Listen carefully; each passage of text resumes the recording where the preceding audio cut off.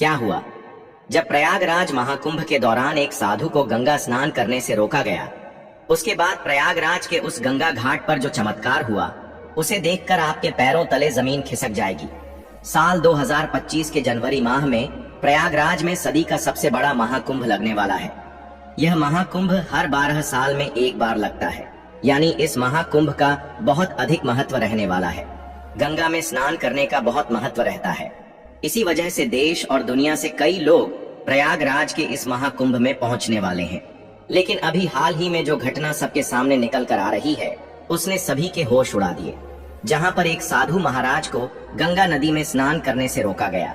कोई भी महाकुंभ साधुओं के बिना अधूरा है, क्योंकि यह साधु संतों के आगमन और स्नान से ही संपूर्ण माना जाता है। देव भर से साधु महाकुंभ शुरू होने के कई दिनों पहले ही प्रयागराज पहुंच जाते हैं।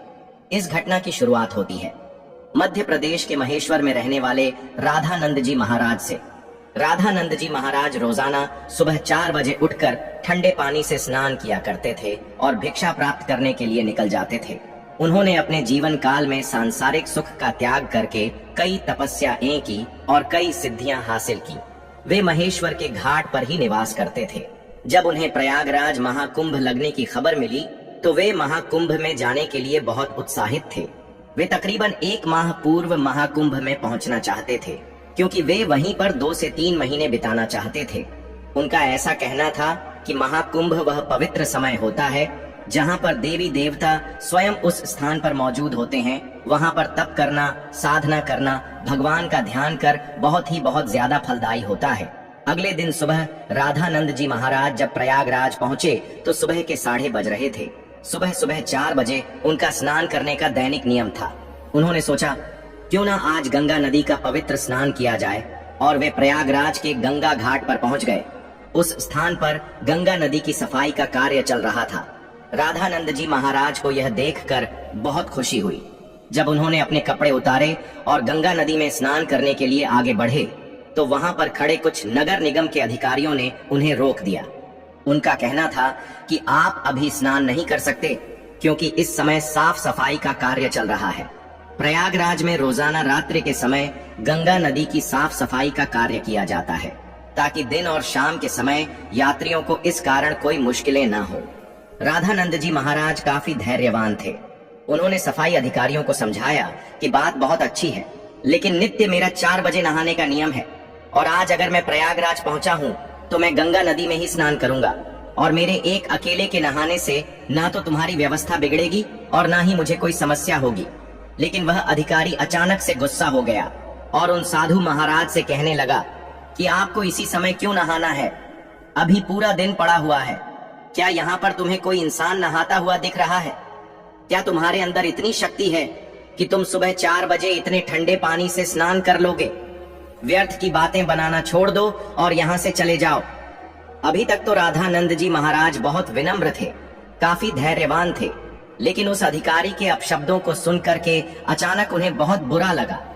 उनका ऐसा मानना था कि गंगा नदी पर किसी का अधिकार नहीं है। यह तो साक्षात भगवान शंकर की जटाओं से निकलती है, जिसके अंदर सभी को अपने पाप धोने का अधिकार है और उसके लिए कोई निश्चित समय नहीं हो सकता।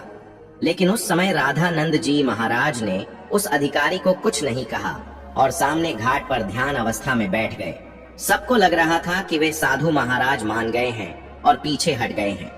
अब जब पुनः गंगा नदी के अंदर साफ सफाई की मशीनों को शुरू किया गया तो अचानक से एक बहुत बड़ी घटना घट गई। वे सभी मशीनें शुरू होने का नाम ही नहीं ले रही थी।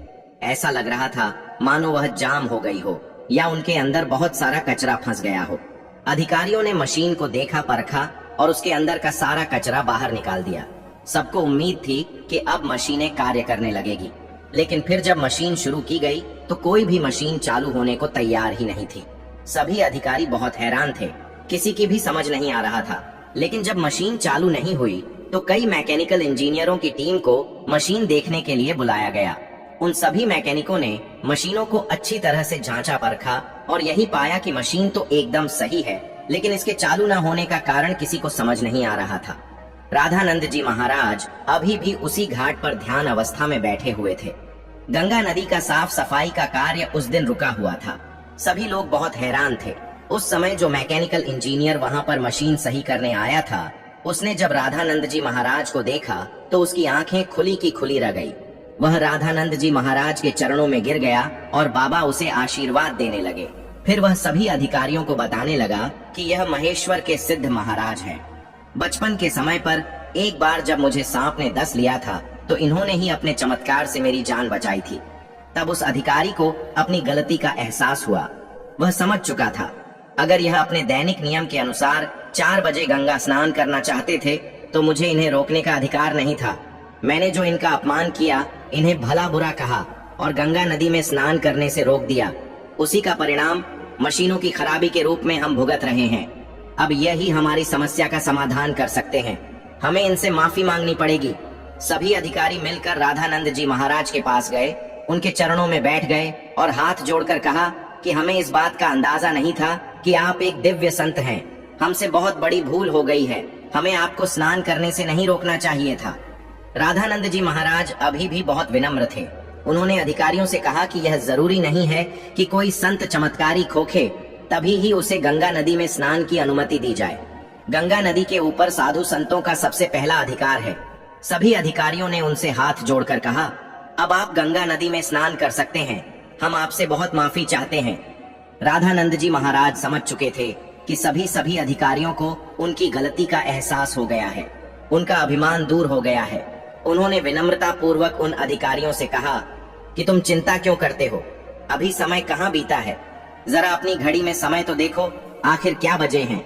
जब सभी अधिकारियों ने अपनी घड़ी में समय देखा तो उनके रोंगटे खड़े हो गए, क्योंकि उस समय सुबह के 4 बज रहे थे। किसी भी अधिकारी को यह समझ नहीं आ रहा था आखिर इतना बड़ा चमत्कार कैसे हुआ। आखिर राधानंद जी महाराज ने अपने चमत्कार से समय को कैसे पलट दिया। इतना बड़ा चमत्कार देखकर सभी अधिकारी उनके चरणों में गिर गए और बाबा की जयकार लगाने लगे।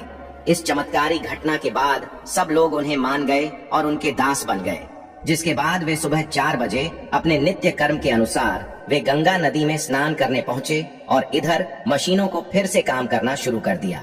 सारी मन एक साथ चालू हो चुकी थी, जिससे यह प्रमाणित हो गया कि यह मशीनें केवल रामानंद जी महाराज के इशारे का इंतजार कर रही थी। जैसे ही उन्होंने अधिकारियों का अभिमान चूर किया और गंगा नदी में स्नान किया, वैसे ही फिर से मशीनें चल पड़ी। यह बहुत बड़ा चमत्कार था जो हाल ही में प्रयागराज के महाकुंभ में हुआ है। वास्तव में दोस्तों, यह भूमि साधु संतों की भूमि है। यहाँ पर साधु संतों का न तो अपमान किया जा सकता है और न ही उन्हें छो समझा जाता है। इस देश का हर संत इस देश के लिए कुछ न कुछ करता है और भक्तों को अध्यात्म के मार्ग से जोड़ता है। हमें कभी भी उनका अपमान नहीं करना चाहिए और ना ही उन्हें छोटा समझना चाहिए। इस पूरी घटना को लेकर आपके क्या विचार है, हमें नीचे कमेंट बॉक्स में जरूर बताइएगा। अगर वीडियो आपको पसंद आई हो तो लाइक जरूर करें, साथ ही चैनल को सब्सक्राइब करके बेल आइकॉन को प्रेस कर लें। हर महादेव।